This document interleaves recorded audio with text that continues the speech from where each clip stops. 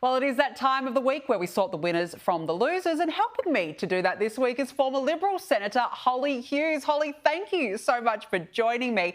Now, let's start with your winner. You've got South Australian Premier Peter Malinauskas, who had this to say about eco-activists this week. Have a listen. The eco-purists that fill Instagram with screeds demanding an end to gas production, they should be careful what they wish for. And for the rest of us, are we going to let energy policy in our country be determined by the socials or by the science?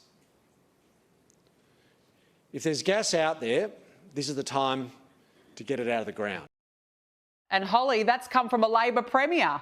I know, a little bit controversial for a Liberal to pick a Labor state premier, but his eco-purist speech was just fantastic. His support for the Narrabri project, which I was trying to work it out. I think I moved to Moree about 16 years ago, and that was when they were starting to talk about that project, and it's still not up and going. So this has been insane, the roadblocks that were put in its way. But to see this premier come out, support Santos, obviously from South Australia, but a New South Wales gas project was fantastic. But as you know, I was there all this week at Sky with the lake debate, and really sort of putting him over the top for me was we also did a story on these technical colleges that he is bringing back into force in South Australia, which is just fantastic for our youth. They're learning skills. It's a whole different approach to senior school education and really sort of boosting that pipeline. So I got to say, I think Mally had the week of them all. No, I agree. And you know what? Good on him for actually just speaking out and speaking his mind and technically going against the other Labor premiers across the country. So I think that's great. Now, I had to give my winner this week to Greta Thunberg's flotilla. It's been an absolute shocker. Well, I think she's had many wins this week, I think, because, well, firstly, the flotilla's boats were attacked by drones and communications jamming while sailing south of Greece. Activists reported that ABBA music began playing through the radios at full blast. Apparently, Hollie, it was Lay All Your Love on Me for hours. I love that.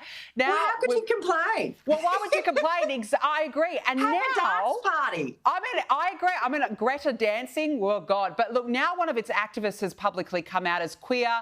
He's accused his opponents of exploiting his sexuality. It's led to one of the coordinators resigning because in Gaza, same-sex activity is criminalised. It's been an absolute shambles, Hollie. But you know what?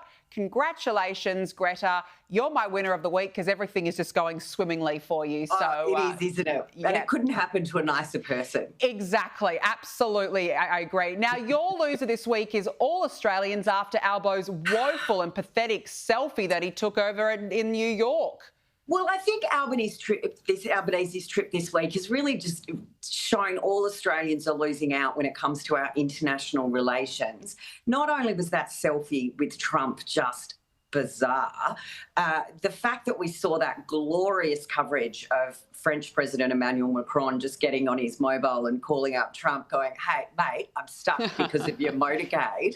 But then Albanese's speech to the UN could be sold to Spotify as a sleep aid. I mean, it was just absolutely appalling. I mean, at least most of the world's representatives had the good grace not to show up for it. Yeah. But, you know, when you've got the president of the largest Muslim nation in the world, Indonesia, standing with Israel, you just know how wrong Albanese is in his plea, really, for domestic politics around this recognition of Palestine. I agree. And the selfie was just cringe in itself. The big smiles, please. Honestly, it was so fake. It was like, I have to get this photo to prove to Australia that I'm mates with Donald Trump. That's what it was screaming.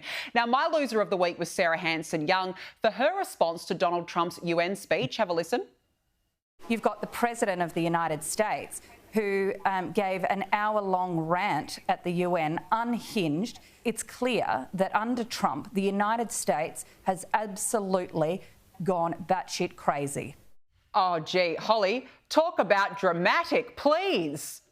So can I just tell you, every now and then on reflection, I think of the bullet that I dodged not sitting on those opposition benches still. But when I was in the Senate, I did shifts as the acting deputy president, which meant I sat in the president's chair. And every now and then I would have to sit there during one of Senator Hanson-Young's 15-minute contributions in the chamber. I also had the pleasure of Maureen Faruqi and many others, of which you can imagine. God, poor you. Absolutely painful. So I can't say that I miss hearing those tones and the rubbish that comes out of any of those Green senators' mouths. And of course, she has been the queen of stunts in the past. We've got to go. We've got to go. But you're absolutely spot on. I think you dodged a bullet in that sense. I totally agree. Hollie Hughes, thank you so much for joining me. Good to see you.